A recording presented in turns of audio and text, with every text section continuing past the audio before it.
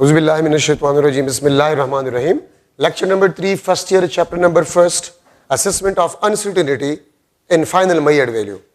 Assessment of uncertainty in final Maillard value का मतलब ये है कि आप फाइनल Maillard value में टोटल अनसर्टेनिटी किस तरह मालूम करेंगे, रूल्स क्या है, उस रूल्स को हम पढ़ रहे हैं. फर्स्ट रूल आपके पास जो है that is addition and subtraction rule. Addition and subtraction rule. याद रखिए, हम सेम फिजिकल क्वांटिटीज को एड या सब्ट्रैक्ट कर सकते हैं.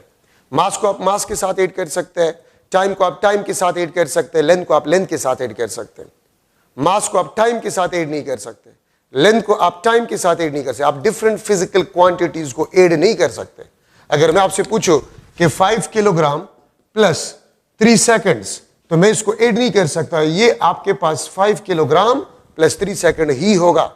तो डिफरेंट फिजिकल क्वांटिटीज को आप ऐड नहीं कर सकते. तो मैं लिख लूंगा कि अगर आपके पास मास m1 हो, मास m1 that is let's suppose 100 gram plus minus 0.1 ग्राम, और m2 आपके पास जो है this is 400 gram plus minus 0.2 ग्राम. ठीक है. अगर मैं मालूम करना चाहूं कि टोटल मास क्या होगा, which is the sum of masses m1 and m2, तो 100 प्लस 400 ये आपके पास 500 होगा. 0.2 प्लस 0.3 ग्राम आपके पास होगा. और अगर मैं आपसे पूछूं कि delta m which is equal to m2 minus m1, तो 400 minus 100 300 gram plus minus 0.3 gram. तो इस एग्जाम्पल से आपको ये मिल गया कि याद रखिए, अगर आप फिजिकल क्वांटिटीज को ऐड कर रहे या सब्ट्रैक्ट कर रहे, तो अनसर्टेनिटीज आप हमेशा क्या करेंगे, ऐड करेंगे. आप देखिए, इसमें भी अनसर्टेनिटी एडिशन, भी अनसर्टेनिटी 0.3 ग्राम और इसमें भी 0.3 ग्राम. तो एडिशन और सब्ट्रैक्शन रूल्स में आप अनसर्टेनिटी को ऐड करेंगे to get the uncertainty in a final Maillard value. ठीक है, आप अनसर्टेनिटी को ऐड करेंगे to get the final Maillard value. तो एडिशन और सब्ट्रैक्शन में आप अनसर्टेनिटी को ऐड करेंगे. ठीक है, तो रूल के मुताबिक से. ठीक है. अच्छा, आपके पास मल्टीप्लीकेशन सेकंड रूल है, multiplication and division rule. Multiplication and division rule. Adding percentage uncertainty, adding percentage uncertainties, adding percentage uncertainties, we will get percentage uncertainty in a final Maillard value. अगर आपके पास एक फार्मूले में प्रोडक्ट या division हो, ठीक है, तो आप Maillard वैल्यूज को मल्टीप्लाई करें या डिवाइड करें, लेकिन अनसर्टेनिटीज के साथ आप क्या करेंगे, आप परसेंटेज अनसर्टेनिटी को मालूम करेंगे. और जब आप परसेंटेज अनसर्टेनिटी को मालूम करके ऐड करेंगे, तो आपके पास फाइनल Maillard वैल्यू में परसेंटेज अनसर्टेनिटी आपके पास आ जाएगा. ठीक है. एक बात स्टार्ट में मैंने नहीं कहा, तो आप यहां पर सुने. अगर फार्मूले में एडिशन हो तो Maillard वैल्यूज को ऐड करें. अगर फार्मूले में सब्ट्रैक्शन हो तो Maillard वैल्यूज को सब्ट्रैक्ट करें. अगर फार्मूले में प्रोडक्ट हो तो Maillard वैल्यूज को मल्टीप्लाई करें. अगर फार्मूले में डिवीजन हो तो Maillard वैल्यूज को डिवाइड करें. अगर फार्मूले में किसी पैरामीटर पे पावर हो तो आप Maillard वैल्यू का पावर निकाल लें. ठीक है. लेकिन अनसर्टेनिटीज को आप हमेशा क्या करेंगे, आप ऐड करेंगे. ठीक है. तो प्रोडक्ट और डिवीजन या मल्टीप्लीकेशन एंड डिवीजन रूल में हम परसेंटेज अनसर्टेनिटी को ऐड करेंगे, तो हमारे पास फाइनल Maillard वैल्यू में परसेंटेज अनसर्टेनिटी आपके पास आ जाएगा. ठीक है. अब यहां पर अगर मैं लू, यहां पर आपके पास है आई लेट सपोज आपके पास है 1 एम्पेयर प्लस माइनस 0.1 एम्पेयर. ठीक है. रेजिस्टेंस आपके पास है 100 ओहम और इसमें आपके पास 1 ओहम अनसर्टेनिटी है. और मैं अगर आपसे पूछूं कि वोल्टेज क्या होगा, what will be a voltage, तो ओहम्स लॉ के मुताबिक से V आपके पास है this is equal to IR. V is equal to IR. अब फार्मूले में आपके पास प्रोडक्ट है, फार्मूले में आपके पास क्या है, प्रोडक्ट है. तो हम मेजर्ड वैल्यू को मल्टीप्लाई करेंगे। ठीक है, मेजर्ड वैल्यू को हम मल्टीप्लाई करेंगे तो 100 multiply bye 1, 100 volt, plus minus. अब यहां पर अनसर्टेनिटी आपके पास क्या होगा, तो आप करंट में परसेंटेज अनसर्टेनिटी मालूम करें तो 0.1 डिवाइड बाय 1, इसमें आपके पास 10% परसेंटेज अनसर्टेनिटी आ जाएगा। अगर आप इसमें परसेंटेज अनसर्टेनिटी रेजिस्टेंस में मालूम करें, ये 1% आ जाएगा, तो इसमें आपके पास 11% परसेंटेज अनसर्टेनिटी आ गया। ठीक है, आप करंट में परसेंटेज अनसर्टेनिटी मालूम करें, रेजिस्टेंस में परसेंटेज अनसर्टेनिटी मालूम करें। ठीक है, और उसको आप ऐड कर जाए तो आपके पास वोल्टेज में परसेंटेज अनसर्टेनिटी आ जाएगा। और इसको मैं इस तरह भी लिख सकता हूं, 100 volt plus 11 divide by 100 multiply by 100 volt, तो ये आपके पास कैंसल, और 100 वोल्ट में 11 वोल्ट आपके पास अनसर्टेनिटी है। ठीक है, तो परसेंटेज अनसर्टेनिटी को आप फाइनल मेजर्ड वैल्यू के साथ मल्टीप्लाई करें तो आपके पास uncertainty in final measured value आ जाएगा। ठीक है, मैं यहां पर लिख लूंगा, uncertainty in final measured value is equal to percentage uncertainty in final measured value multiply by final measured value. Uncertainty in final measured value is equal to the product of percentage uncertainty in final measured value multiplied by final measured value. ठीक है, जिस तरह मैंने यहां पर क्या किया, 11% तो 11 by 100 multiply by 100 volt, where 100 volt is ये final measured value है, ये percentage uncertainty in final measured value है। तो आप इसको इसके साथ मल्टीप्लाई करें, फाइनल मेजर्ड वैल्यू में अनसर्टेनिटी आ जाएगा। मैंने यहां पर ये काम मैंने यहीं पर कर लिया, यहां पर देखिए। ठीक है, तो अगर डिवीजन हो या प्रोडक्ट हो तो आप परसेंटेज अनसर्टेनिटी को मालूम करके ऐड कर जाए, आपके पास फाइनल मेजर्ड वैल्यू में परसेंटेज अनसर्टेनिटी आपके पास आ जाएगा। अब यहां पर मैं लिख सकता हूं कि let suppose x is equal to AB, तो ए में अगर आपके पास परसेंटेज अनसर्टेनिटी 2% हो, बी में आपके पास 3% हो, तो एक्स में आपके पास परसेंटेज अनसर्टेनिटी क्या होगा, 5% होगा। ठीक है, एक्स में आपके पास परसेंटेज अनसर्टेनिटी 5% आपके पास होगा। आप जस्ट ऐड करें। अगर मैं लिख लो X is equal to A divide by B, इसमें 2%, इसमें 3%, तो x में परसेंटेज अनसर्टेनिटी क्या होगा, 3 + 2 5%. So by adding percentage uncertainty in final measured value, we will get the percentage uncertainty in if we add the percentage uncertainty in measured value, we will get the percentage uncertainty in a final measured value. तो आपके पास 5% answer आ जाएगा। तो ये आपके पास second rule. Third, power rule. ठीक है, मैं अगर पावर को मल्टीप्लाई करूं परसेंटेज अनसर्टेनिटी के साथ, ठीक है, इन मेजर्ड वैल्यू में परसेंटेज अनसर्टेनिटी के साथ अगर मैं पावर मल्टीप्लाई करूं तो हमारे पास आ जाएगा percentage uncertainty in final measured value. ठीक है, तो आपके पास आ जाएगा percentage uncertainty in final measured value. ठीक है, मतलब क्या है इसका? अगर कोई फार्मूला है और उस फार्मूले में किसी पैरामीटर पे पावर हो और उस मेजर्ड वैल्यू में आपको परसेंटेज अनसर्टेनिटी गिवन हो, तो आप पावर को उठाकर परसेंटेज अनसर्टेनिटी के साथ मल्टीप्लाई करें। किस तरह? मैं एक एग्जांपल आपको दे देता हूं। अब देखिए, area is equal to 4πr²। अगर r में आपके पास परसेंटेज अनसर्टेनिटी 2% हो, बल्कि मैं 3% लिख लेता हूं। ठीक है, अगर रेडियस ऑफ स्फीयर, ये आपके पास रेडियस ऑफ स्फीयर है, रेडियस ऑफ स्फीयर, तो रेडियस ऑफ स्फीयर में अगर 3% परसेंटेज अनसर्टेनिटी हो तो एरिया में क्या होगा? What will be the percentage uncertainty in area? तो r के ऊपर पावर क्या है? 2, तो 2 मल्टीप्लाई बाय 3%, ये क्या बन जाएगा आपके पास 6%। तो 6% is the percentage uncertainty in a area of sphere. तो रेडियस ऑफ स्फीयर में अगर परसेंटेज अनसर्टेनिटी 3% हो, एरिया में आपके पास क्या होगा 6% होगा।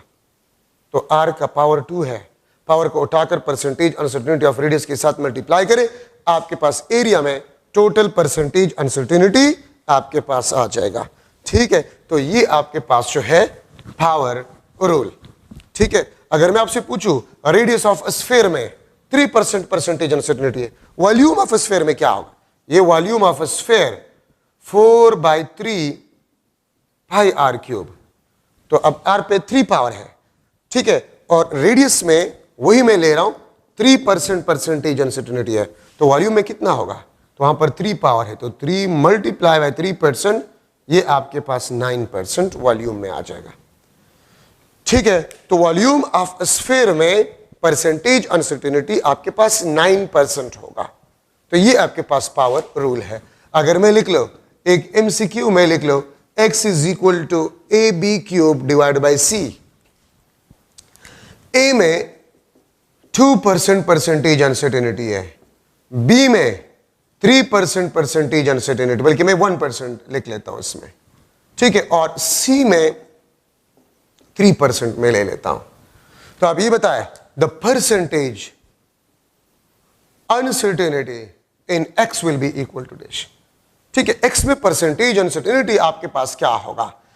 ठीक है, तो आपके पास 6%, बी ऑप्शन आपके पास जो है 3%, सी ऑप्शन आपके पास जो है 8%, और डी आपके पास जो है दैट इज 1%। तो आंसर आपके पास क्या? ये देखिए, ए में 2% है, तो 2% प्लस बी में कितने 1, लेकिन बी का पावर क्या है 3, तो 3 मल्टीप्लाई बाय 1% प्लस 3%। इसको ऐड करें तो 3 + 3 6, 6 + 2 8% आपके पास परसेंटेज अनसर्टेनिटी है। ठीक है, इस x में से। दूसरा क्वेश्चन में आपसे यह भी पूछ सकता हूं MCQ कि what will be percentage uncertainty in density of cube where percentage uncertainty in length is 2% and in mass 4%। ठीक है, आप थोड़ा सा इस क्वेश्चन को देख लें। क्वेश्चन आपसे ये पूछ रहा है what will be the percentage uncertainty in density of cube where percentage uncertainty in length is 2% and in mass is 4%। तो मैं ए ऑप्शन लिख लेता हूं। ठीक है, ए ऑप्शन में लिख लेता हूं। डेंसिटी में आपसे यस, डेंसिटी में हमसे पूछा गया है। ठीक है, तो आपके पास बन जाता है A option 6%, B option 10%, C option आपके पास 12%, डी ऑप्शन आपके पास जो है दैट इज 8%।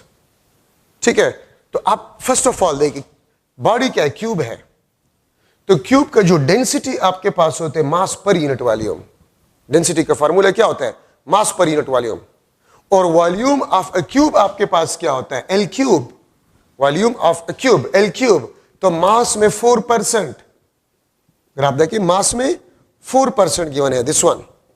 लेंथ में कितने है? 2%। लेंथ में आपके पास 2% है। ठीक है, और पावर क्या है? 3 है, तो 3 2 6% प्लस 4%, ये आपके पास क्या बन जाएगा? 10% आपके पास है। This is the answer. तो यहां पर हमने डिवीजन और product rule, density of A cube is mass per unit volume, और वॉल्यूम आपके पास एल क्यूब के बराबर होता है। मास में 4% परसेंटेज अनसर्टेनिटी है, और लेंथ में आपके पास क्या है? 2% है, लेकिन लेंथ पे क्यूब है, 3 पावर है, तो 3 2 6, 6 + 4 10% आपके पास जो है percentage uncertainty in a density आपके पास होगा। ठीक है, यहां पर अगर मैं देखिए, आपको कंफ्यूज किया जा सकता है, मास में भी परसेंटेज अनसर्टेनिटी गिवन है, लेंथ में भी गिवन है। ठीक है, what will the percentage uncertainty, मैं अगर डेंसिटी के बजाय वॉल्यूम लिख लो, वॉल्यूम, ठीक है, अगर आप वॉल्यूम लिख लें तो फिर आंसर क्या होगा?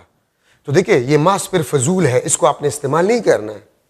लेंथ में 2% है और वॉल्यूम में लेंथ का पावर 3 होता है, तो 3 2 जा, फिर आपके पास अगर आप वॉल्यूम में मालूम कर रहे हैं, ठीक है, परसेंटेज अनसर्टेनिटी, तो वॉल्यूम में फिर आपके पास क्या होगा? 6% होगा।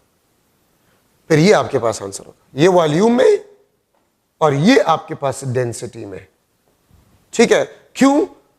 अब आपके जिन में आएगा कि मास भी तो गिवन है, तो मास गिवन है, फजूल गिवन है ना। याद रखिए, कुछ एमसीक्यूज में डेटा आपके पास होते हैं, वो फजूल गिवन होता है, यूज नहीं होता। अगर आपको ये डेटा गिवन है और आपसे पूछ रहे कि वॉल्यूम में परसेंटेज अनसर्टेनिटी क्या होगा, तो वो 6% आपके पास हो। आपके पास क्या होगा? 6% आपके पास वॉल्यूम में होगा और 10% आपके पास डेंसिटी में होगा। ठीक है, एक थर्ड एमसीक्यू मैं लिख लेता हूं, रेडियस ऑफ स्फीयर is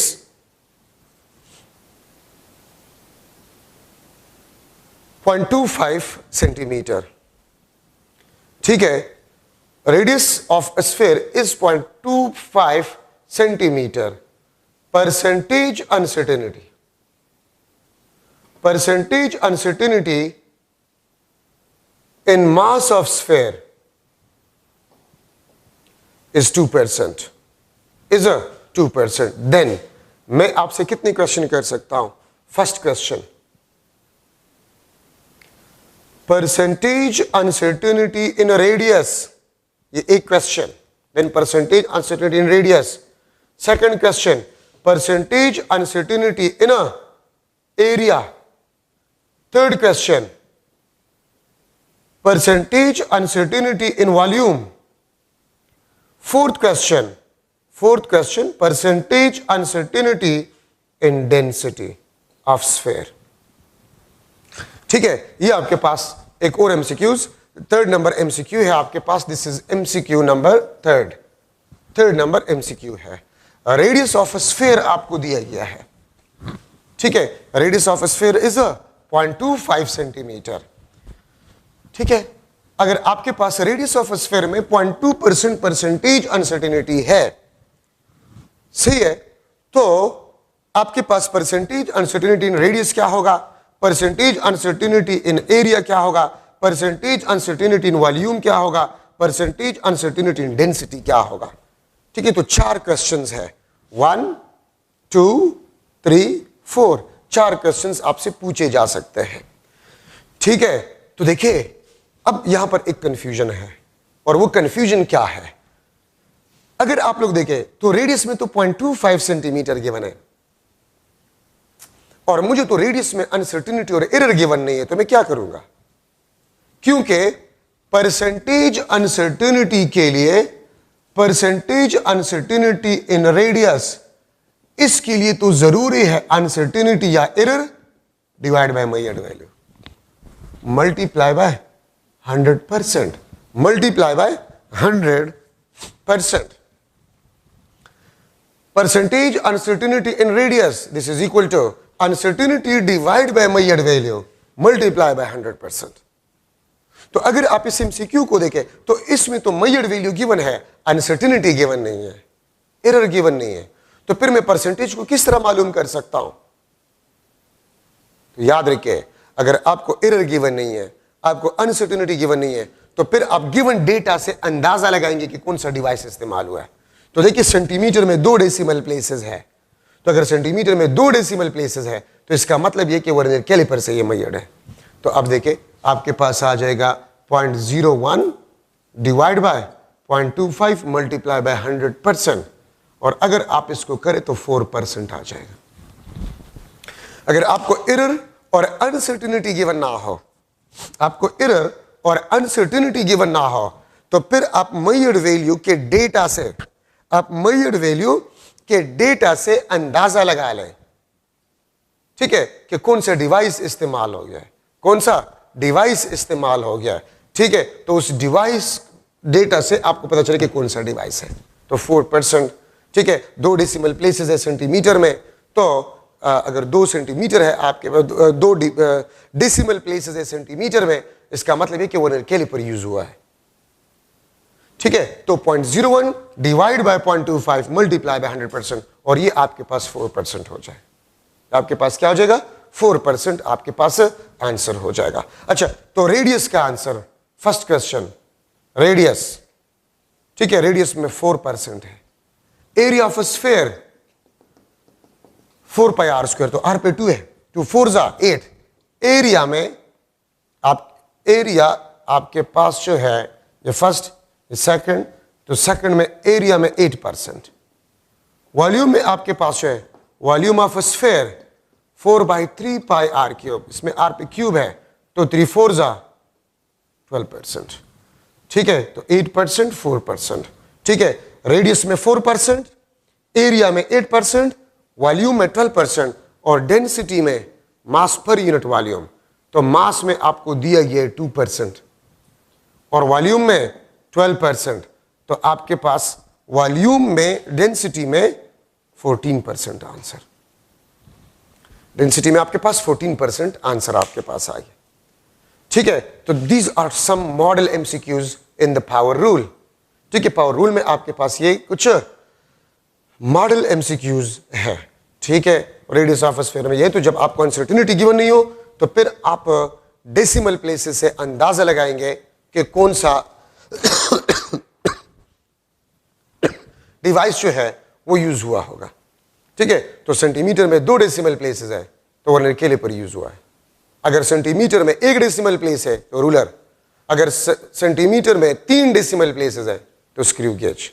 तो उससे आप अंदाजा लगाएंगे और आप सॉल्व करेंगे कि आपके पास क्वेश्चन जो आपसे पूछे गए उसका आंसर क्या होगा। अच्छा, 4th नंबर रूल है the uncertainty in mean value, sum of errors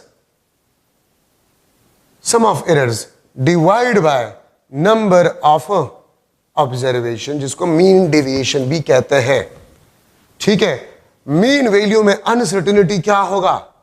some of errors, her value में एरर मालूम करें। और एक बात याद रखें, तो देखिए आपके पास uncertainty in mean value, this is equal to the sum of errors divide by number of observation, जिसको मीन डेविएशन भी कहा जाता है, जिसको हम मीन डेविएशन भी कहते हैं, ठीक है।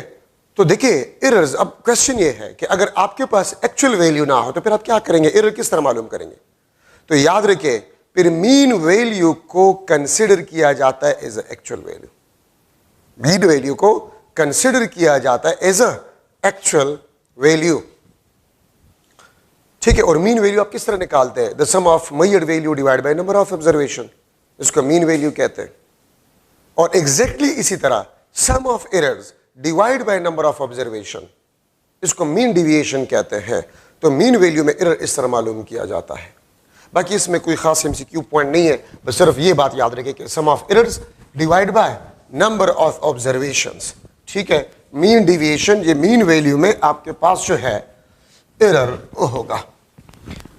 अच्छा, the last rule, 5th rule आपके पास जो है the uncertainty in timing experiment, the uncertainty in timing experiment, ठीक है। टाइमिंग एक्सपेरिमेंट में आपने अनसर्टेनिटी को किस तरह मालूम करना होगा? तो आपका बुक लिखता है the uncertainty divide by number of observation, ठीक है, नंबर ऑफ ऑब्जर्वेशन, ठीक है।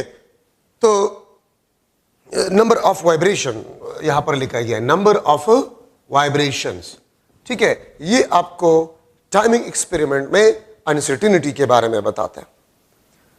अब इसको समझने के लिए एक एग्जांपल लेते हैं। लेट सपोज सिंपल पेंडुलम है और इसके 100 नंबर ऑफ वाइब्रेशन, मैं इसको लिख लेता हूं, this is the number of vibrations, 100 number of vibrations है, ठीक है। और हम एक stop watch, least count of stop watch, least count of stop watch हम 1 सेकंड ले रहे हैं। ठीक है, आपके पास हम एक स्टॉप वॉच इस्तेमाल करें और उस स्टॉप वॉच का जो लीस्ट काउंट है वो 1 सेकंड है और 100 नंबर ऑफ वाइब्रेशन के टाइम ड्यूरेशन को हम मालूम करना चाहते हैं। ठीक है, और लेट हमारे पास सिंपल पेंडुलम के 100 नंबर ऑफ वाइब्रेशन का टाइम ड्यूरेशन हम मालूम करें तो ये आपके पास लेट सपोज 100 सेकंड आया। मैंने अपने आप से वैल्यू लिख लिया है। ठीक है, और मैंने स्टॉप वॉच को एक दफा इस्तेमाल किया तो 1 सेकंड आपके पास अनसर्टिनिटी होगा इन ए टोटल टाइम। मैंने स्टॉप वॉच इस्तेमाल किया जिसका लिस्ट काउंट 1 सेकंड था, 100 नंबर ऑफ वाइब्रेशन का टाइम ड्यूरेशन मैंने मेजर किया और स्टॉप वॉच से आया 100 नंबर ऑफ वाइब्रेशन का टाइम आया 100 second plus minus 1 second. This 1 second is the uncertainty in a total time 100 second. ठीक है, अब अगर मैं आपसे पूछूं कि टाइम पीरियड, ठीक है, टाइम पीरियड आपके पास क्या होगा, तो टाइम पीरियड का फार्मूला ये है कि आप क्या करें, टोटल टाइम को नंबर ऑफ वाइब्रेशन पे डिवाइड करें। टोटल टाइम को नंबर ऑफ वाइब्रेशन पे डिवाइड करें। तो अगर आपने टोटल टाइम को नंबर ऑफ वाइब्रेशन पे डिवाइड किया तो आप अनसर्टेनिटी को भी नंबर ऑफ वाइब्रेशन पे डिवाइड करें। ठीक है, आप क्या करें, आप लोग अगर टोटल टाइम को नंबर ऑफ वाइब्रेशन पे डिवाइड करें तो उस टोटल टाइम में अनसर्टेनिटी को भी आप नंबर ऑफ वाइब्रेशन पे डिवाइड करें तो आपके पास टाइम पीरियड आ जाएगा। तो देखिए ये रूल हमें क्या सिखा रहा है, तो गौर से आप लोग सुने। ये रूल हमें ये सिखा रहा है कि आपने एक वैल्यू मेजर किया विद अनसर्टेनिटी।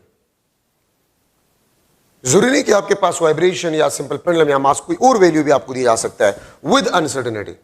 आपने एक वैल्यू मेजर किया विद अनसर्टेनिटी। अब इस वैल्यू से आप एक दूसरा वैल्यू निकालना चाहते हैं by dividing some number, by dividing some number, तो अनसर्टेनिटी को भी उसी नंबर पे डिवाइड करो। अगर आप इस मेजर्ड वैल्यू से कोई दूसरा वैल्यू निकालना चाहते हैं बाय डिवाइडिंग सम नंबर, तो अनसर्टेनिटी को भी उसी नंबर पे डिवाइड करो। यहां पर अगर आप एक मेजर्ड वैल्यू से कोई दूसरा वैल्यू निकालना चाहते हैं बाय मल्टीप्लाइंग नंबर, तो अनसर्टेनिटी को भी उसी नंबर से मल्टीप्लाई करें।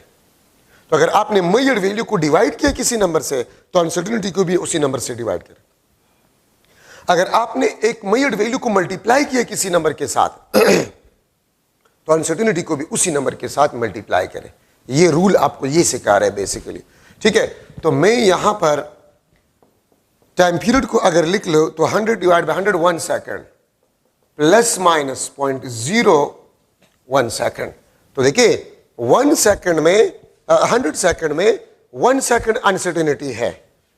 ठीक है, तो जो कि 100 नंबर ऑफ वाइब्रेशन का टाइम ड्यूरेशन है, तो एक वाइब्रेशन के टाइम ड्यूरेशन में अनसर्टेनिटी क्या होगा, तो 1 वाइब्रेशन का टाइम ड्यूरेशन 1 सेकंड है और उसमें अनसर्टेनिटी 0.01 सेकंड है। ठीक है, अब अगर मैं आप लोगों से पूछ लूं कि यार 10 वाइब्रेशन में अनसर्टेनिटी क्या होगा, अगर मैं लिख लो कि the time of 100 vibration, sorry 10 vibration मैं ले लेता हूं।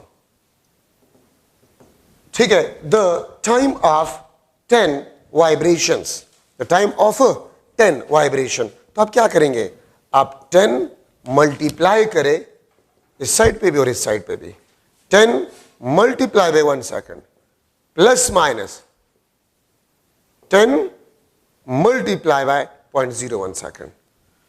ठीक है, मैंने आपको स्टार्ट में बताया कि आपको जो तरीका सिखाया जा रहा है कि आपने एक वैल्यू मेजर किया, आप उससे कोई दूसरा वैल्यू आप निकालना चाहते हैं बाय मल्टीप्लाइंग अ नंबर।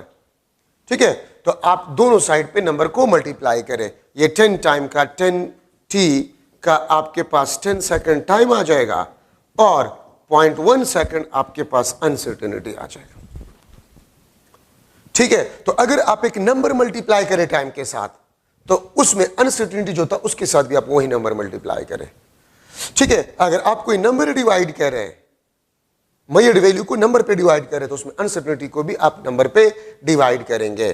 ठीक है, और यहां पर एक बात याद रखें कि आपके पास जो परसेंटेज अनसर्टेनिटी है इन टाइम पीरियड, जो कि 1 वाइब्रेशन के time, this is equal to the percentage uncertainty in n number of vibrations, in n number of vibration. क्या मतलब इसका? जो परसेंटेज अनसर्टेनिटी टाइम पीरियड में होगा, 1 वाइब्रेशन के टाइम में होगा, वही परसेंटेज अनसर्टेनिटी n वाइब्रेशन के टाइम ड्यूरेशन में भी होगा। मतलब 10 में, अब अगर आप देखें, मैं अगर इसमें परसेंटेज अनसर्टेनिटी मालूम करूं तो 0.01 डिवाइड बाय 1, ठीक है, ये आपके पास 1% आ जाएगा। और अगर आप 100 वाइब्रेशन के टाइम ड्यूरेशन में परसेंटेज अनसर्टेनिटी मालूम करें, ये भी आपको 1% देगा। अगर आप 10 वाइब्रेशन का टाइम ड्यूरेशन में परसेंटेज अनसर्टेनिटी मालूम करें, ये आपको 1% देगा। So the percentage uncertainty in time period is equal to the percentage uncertainty in n number of vibration, in n number of vibration। तो मतलब one वाइब्रेशन के टाइम ड्यूरेशन में जो अनसर्टेनिटी है, तो वो n वाइब्रेशन के टाइम ड्यूरेशन में भी वही परसेंटेज अनसर्टेनिटी होगा। ठीक है, आपने देख लिया, इसमें भी 1% परसेंटेज अनसर्टेनिटी, 100 वाइब्रेशन के टाइम ड्यूरेशन में भी 1% परसेंटेज अनसर्टेनिटी, और 10 वाइब्रेशन के टाइम ड्यूरेशन में भी आपके पास परसेंटेज अनसर्टेनिटी 1% आपके पास होगा। ठीक है, तो ये आपके पास जो है uncertainty in a timing experiment आपके पास आ गया। ठीक है, अब मैं अगर एक एमसीक्यू जो है यहां पर बनाऊं, MCQ number of vibration is equal to, बल्कि मैं पूरा लिख लूंगा, चले, नंबर ऑफ वाइब्रेशन वो आपके पास 50 है, और time observed is equal to 100 second plus minus, बल्कि मैं ये नहीं लिखता, 100 second measured from stopwatch which is precise up to 1 second. एक बात याद रखे, प्रिसाइज अप टू या accurate up to least count को ही रिप्रेजेंट करता है। प्रिसाइज अप टू या एक्यूरेट अप टू, ये लिस्ट काउंट को रिप्रेजेंट करता है। Which is precise up to 1 second. Then मैं आपसे देखिए कितनी क्वेश्चन कर सकता हूं। Number first, uncertainty in time will be equal to dash. Second question, uncertainty in time period, uncertainty in time period will be equal to dash। ठीक है, uncertainty, बल्कि चले, uncertainty in time of 10 vibrations, 10 vibration में uncertainty क्या होगा। Fourth, the percentage uncertainty in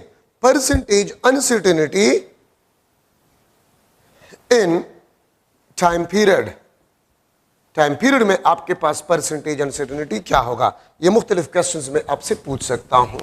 ठीक है, तो आप देखिए, पहला क्वेश्चन मैंने आपसे क्या किया है, अनसर्टेनिटी इन टाइम। तो देखिए आपका स्टॉप वॉच जो है which is precise up to 1 second, तो आपके पास ये क्या बन जाएगा, uncertainty in time is 1 second.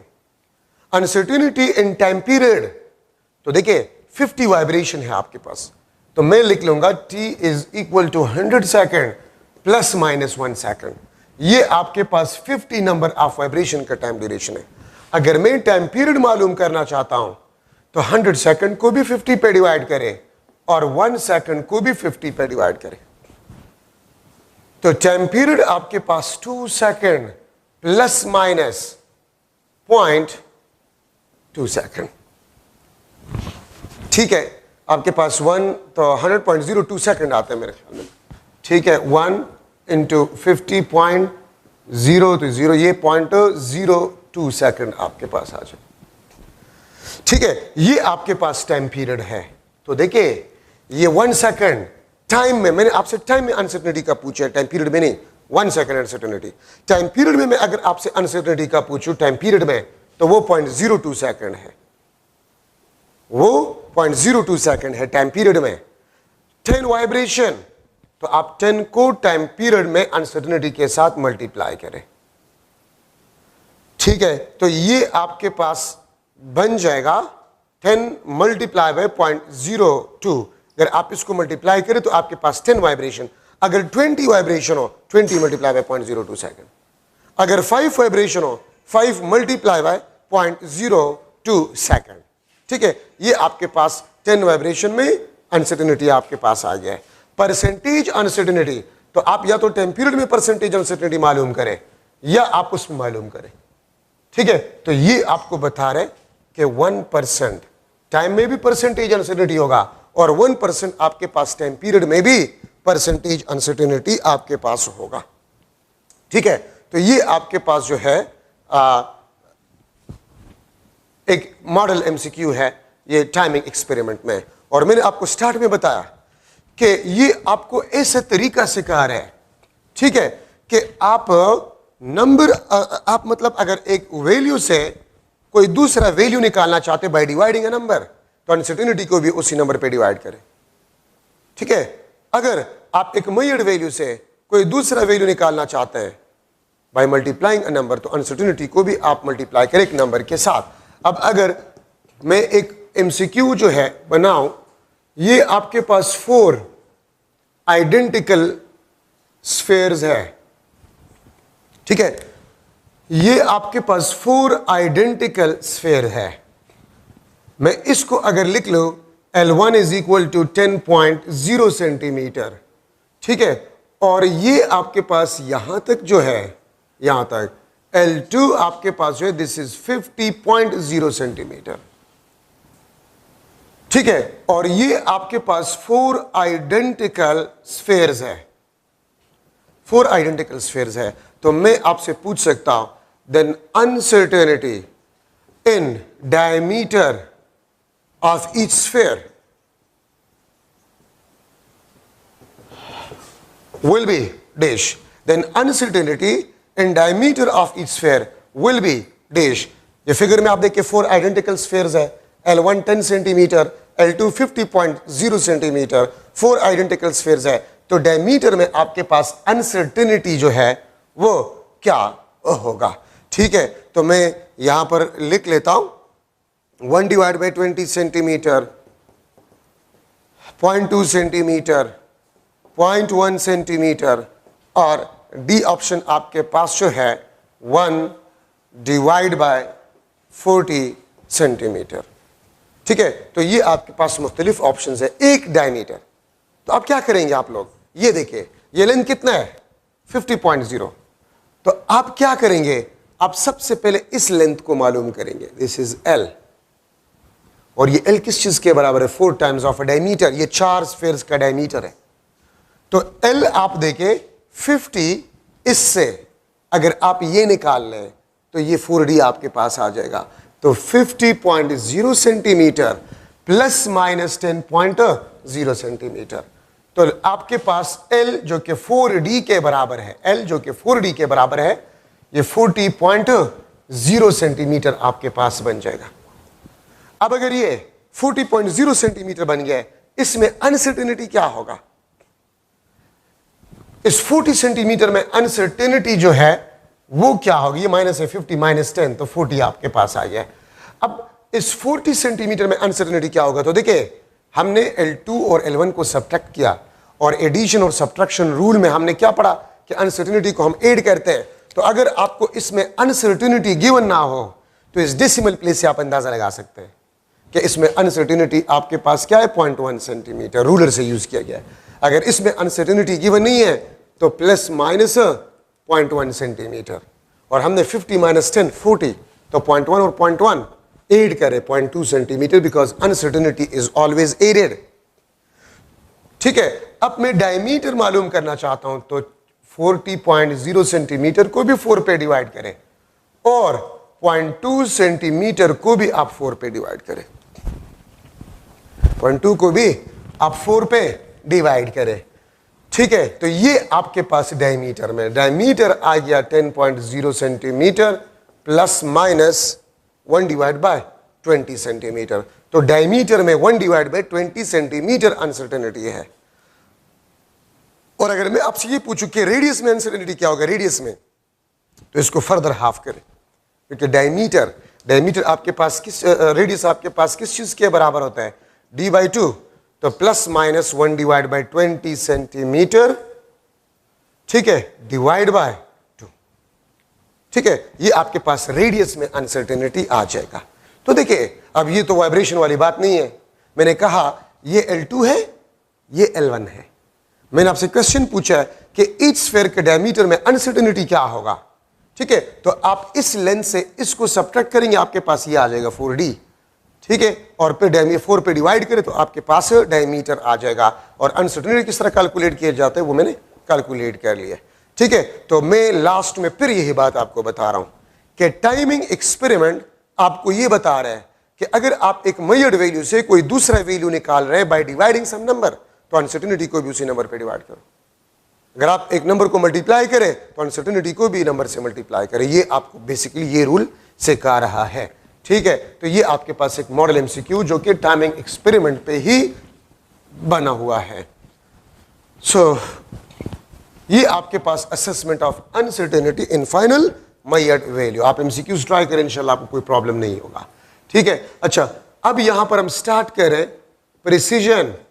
Precision का मतलब होता है द कंसिस्टेंसी और क्लोजनेस बिटवीन मेजर्ड वैल्यूज, ठीक है। और हम लिख सकते हैं the magnitude of error in measured value. The magnitude of error in measured value, इसको भी हम प्रिसीजन कहते हैं। कंसिस्टेंसी या क्लोजनेस, यहां पर मैं लिख लेता हूं आसानी के लिए, ऐसा कोई रिलेशन नहीं है लेकिन स्टूडेंट्स के आसानी के लिए मैं लिख रहा हूं। Precision is inversely proportional to the least count of a device, to the least count of a device.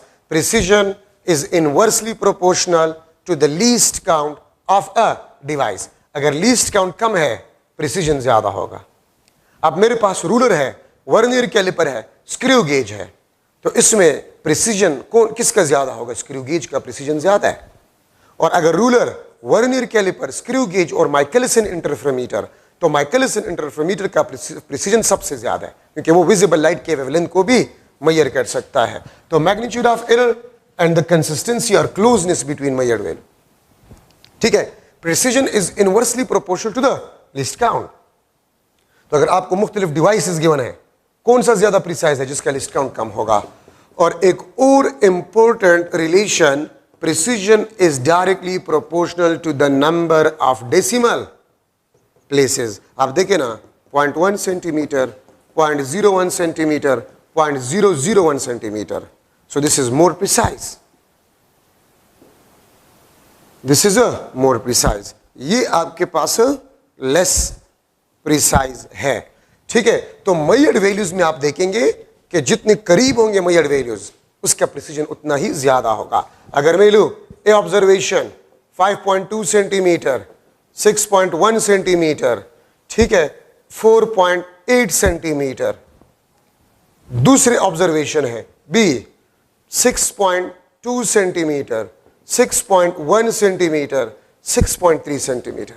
तो आप अगर डिफरेंस निकाल, लेकिन इसमें डिफरेंस ज्यादा है, इन वैल्यूज में डिफरेंस ज्यादा है, लेस प्रिसाइज। इसमें डिफरेंस कम है, मोर प्रिसाइज, मोर प्रिसाइज आपके पास है। तो कंसिस्टेंसी को हम देखते हैं, आप जो वैल्यूज एक दूसरे के ज्यादा करीब है, डिफरेंस उसमें कम है, कंसिस्टेंसी ज्यादा है, क्लोजनेस ज्यादा है, इसका मतलब प्रिसीजन ज्यादा है। तो जो वैल्यूज बहुत ज्यादा करीब हो, डिफरेंसेस कम हो, मोर प्रिसाइज, डिफरेंसेस ज्यादा हो, लेस प्रिसाइज, ठीक है।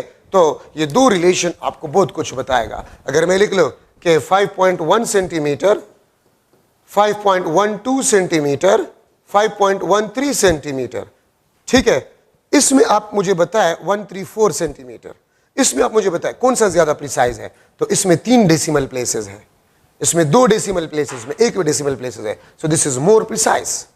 तो नंबर ऑफ डेसिमल प्लेसेस अगर ज्यादा है तो प्रिसीजन ज्यादा होगा, नंबर ऑफ डेसिमल प्लेसेस अगर कम है तो प्रिसीजन कम होगा, ठीक है। तो प्रिसीजन आपके पास जो है मेजर्ड वैल्यू के दरमियान अगर डिफरेंसेस कम है प्रिसीजन ज्यादा होगा, और अगर मेजर्ड वैल्यूज के दरमियान डिफरेंसेस ज्यादा है तो प्रिसीजन कम होगा।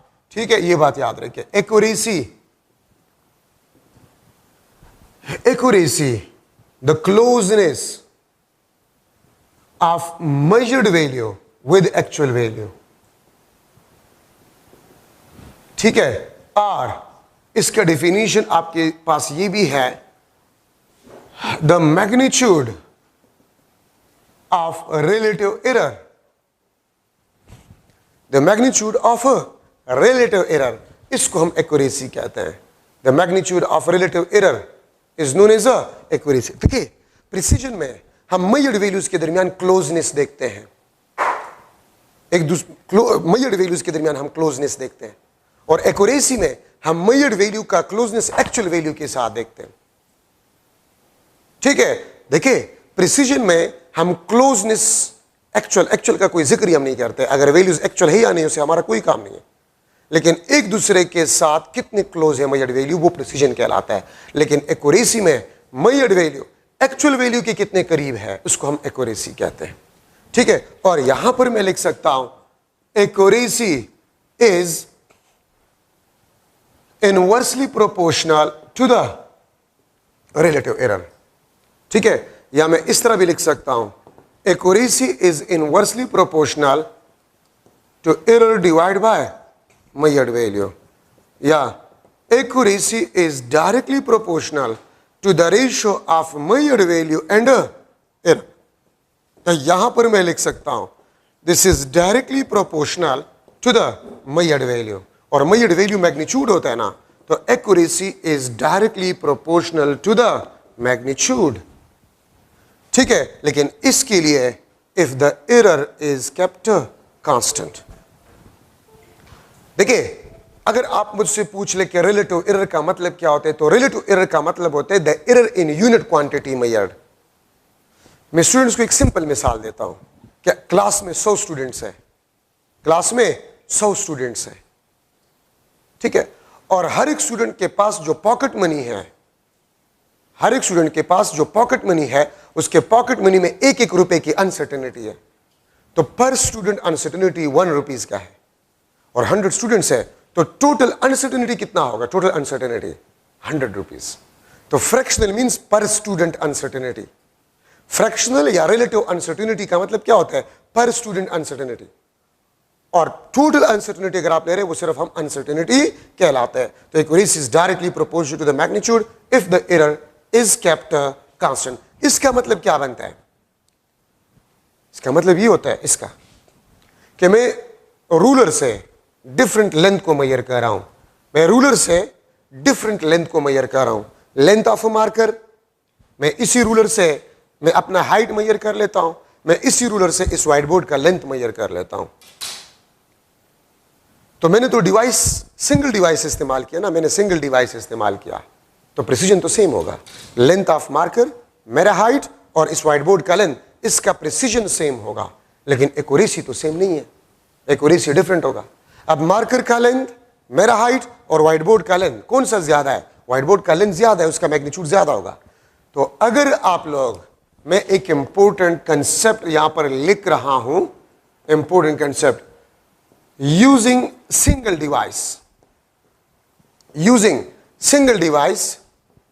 to measure different magnitudes, to measure different magnitudes, then all have same precision, all have same precision but different accuracy। अगर आप सिंगल डिवाइस को इस्तेमाल कर रहे हैं, अगर आप सिंगल डिवाइस को इस्तेमाल कर रहे हैं और डिफरेंट मैग्नीट्यूड्स को मेजर कर रहे हैं, तो तमाम मैग्नीट्यूड्स का प्रिसीजन तो सेम होगा, एक्यूरेसी सेम नहीं होगा, एक्यूरेसी सेम नहीं होगा। ठीक है, और कौन सा मैग्नीट्यूड, कौन सा, किसका एक्यूरेसी ज्यादा होगा? ज्यादा मैग्नीट्यूड ज्यादा एक्यूरेसी।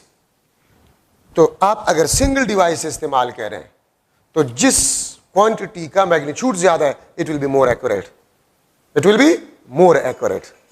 ठीक है, और जिसका मैग्नीट्यूड कम होगा उसका एक्यूरेसी कम होगा। ठीक है, तो अब मेरे हाइट में लेंथ ऑफ मार्कर और व्हाइट बोर्ड के लेंथ में सबसे एक्यूरेट कौन सा है? व्हाइट बोर्ड का लेंथ, बिकॉज उसका मैग्नीट्यूड ज्यादा है। तो अगर आप सिंगल डिवाइस इस्तेमाल करें और डिफरेंट मैग्नीट्यूड्स आप मेजर करें, ठीक है, अगर आप सेम डिवाइस इस्तेमाल करें डिफरेंट मैग्नीट्यूड्स, तो जिसका मैग्नीट्यूड ज्यादा होगा उसकी एक्यूरेसी ज्यादा होगी। ठीक है, अगर आप सिंगल डिवाइस इस्तेमाल करें, और अगर आप डिफरेंट डिवाइसेस इस्तेमाल करें डिफरेंट मैग्नीट्यूड्स के लिए, तो फिर एक्यूरेसी भी डिफरेंट होगा और प्रिसीजन भी डिफरेंट होगा। और एक बात जहन में बैठा दे, कंसेप्ट है, अगर आप लार्ज मैग्नीट्यूड को एक ऐसी डिवाइस से मेजर करें जिसका लिस्ट काउंट स्मॉल है, तो वैल्यू मोर प्रिसाइज होगा लेकिन लेस एक्यूरेट होगा। और अगर आप स्मॉल मैग्नीट्यूड को मालूम करें, स्मॉल मैग्नीट्यूड को एक ऐसे डिवाइस से जिसका लिस्ट काउंट ज्यादा हो, तो प्रिसीजन कम होगा, एक्यूरेसी ज्यादा होगा। अब मैं इस व्हाइट बोर्ड का लेंथ इसी रूलर से मालूम कर रहा हूं, इस रूलर से, इस व्हाइट बोर्ड या इस दीवार का लेंथ, चले इस दीवार का लेंथ मैं इस रूलर से मालूम कर रहा हूं, और इस मार्कर का लेंथ भी मैं इस रूलर से मालूम कर रहा हूं। ठीक है, तो आपके पास जो दीवार का लेंथ है it will be more accurate but less precise. Magnitude ज्यादा है और इसका लिस्ट काउंट 0.1 सेंटीमीटर, ये मीटर में, और इसका लिस्ट काउंट 0.1 सेंटीमीटर है, सेंटीमीटर में। तो स्मॉल लिस्ट काउंट वाले से large magnitude more precise but less accurate. और अगर आप स्मॉल मैग्नीट्यूड को लार्ज लिस्ट काउंट वाले डिवाइस से मेजर करें तो एक्यूरेसी ज्यादा होगा, प्रिसीजन कम होगा। ठीक है, ये बात याद रखिए, ये भी कंसेप्ट है, तो इसको याद रखिए, अपने साथ नोट करें, जो बात मैंने कह दिया इसको नोट करें अपने साथ। Small magnitude measured from a device which has large least count, accuracy will be more, precision will be less। ठीक है, अगर आप लार्ज मैग्नीट्यूड को स्मॉल लिस्ट काउंट वाले डिवाइस तो प्रिसीजन मोर, एक्यूरेसी कम। तो ये याद रखिए, 2-3 दफा मैंने इसको रिपीट किया, और मैं गेम के जरिए से आपको समझा रहा हूं, जो वैल्यू प्रिसाइज होगा जरूरी नहीं कि वो एक्यूरेट भी हो, या जो एक्यूरेट हो वो प्रिसाइज भी हो, ऐसी कोई बात नहीं हो। एक गेम होता है ना, गेम, उस गेम में सेंट्रल पॉइंट को आप लोग हिट करते हैं, सेंट्रल पॉइंट को आप लोग हिट करते हैं।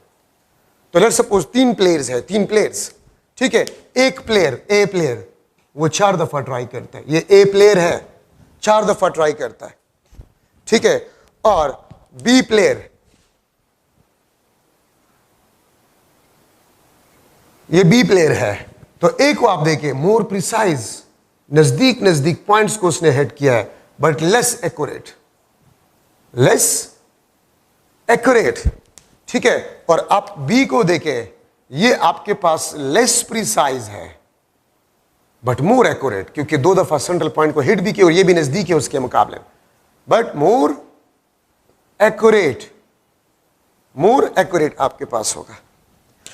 ठीक है, अब अगर मैं आपसे पूछूं कि MCQ L1 is equal to 10.0 centimetre and L2 आपके पास 120.0 सेंटीमीटर, ठीक है, तो आप इन दो वैल्यू में मुझे बताएं कौन सा ज्यादा एक्यूरेट है या कौन सा ज्यादा प्रिसाइज है। तो आप एक डेसिमल पॉइंट को देखिए, इसमें भी एक डेसिमल पॉइंट है, इसमें भी एक डेसिमल पॉइंट है, तो इसका मतलब है दोनों रूलर से मेजर्ड है, तो प्रिसीजन सेम है, precision is a same, but accuracy is not same, accuracy is a not same. ठीक है, अब L2 आपके पास होगा, इट इज मोर एक्यूरेट।